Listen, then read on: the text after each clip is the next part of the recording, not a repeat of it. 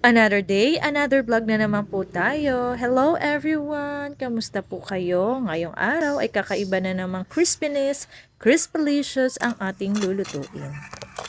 Ayan nga at pakinggan ninyo kung gaano nga po ito ka-crispy. Ayan nga at dinig din ang mga huni ng mga manok dahil kaninang umaga ko lang yan niluto.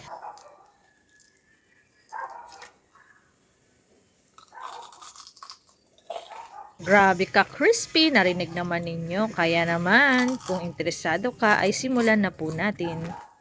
Kumuha lamang po ako dyan ng 3 perasong talong at pagkatapos, ito po ay aking in-slice ng paoblong. Ang 1 peraso naman ay aking din pong hinati sa 3 at hinati ko din po siya ng pahaba. Sunod naman ay kailangan natin gumawa ng butter. Kailangan lamang po natin ng 1/2 cup ng flour, 1 1/2 cup ng cornstarch, 1 teaspoon ng baking powder, 1 teaspoon ng pepper, magic syrup, 1 tablespoon ng salt at 1 1/2 cup ng water. I-mix po natin itong mabuti. At kung makikita nyo po sa isang lagayan ay naglagay din po ako ng breadcrumbs.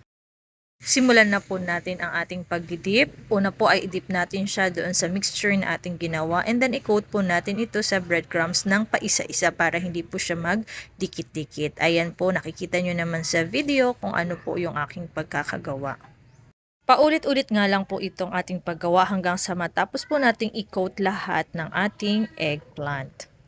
Ayan nga po at natapos na lahat. Ngayon naman ay magsimula na tayong magprito sa isang mainit na mantika. Ilagay lamang natin ito sa medium heat. Bantayan natin, baliktarin natin at kapag nakita natin golden brown na ay pwede na po natin yan hanguin.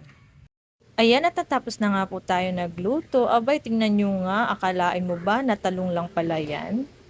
Kaya naman mamis, ano pang hinihintay mo? Gawin mo na rin po ito. I-level up mo po ang pagluluto ng talong para naman hindi magsawa ang mga bata at ang iyong pamilya. Grabe ang sarap, lalo na pag isawsaw po natin sa suka at sa ketchup. So yun lamang po, maraming salamat sa inyong panonood. Ingat po kayo palagi. Bye!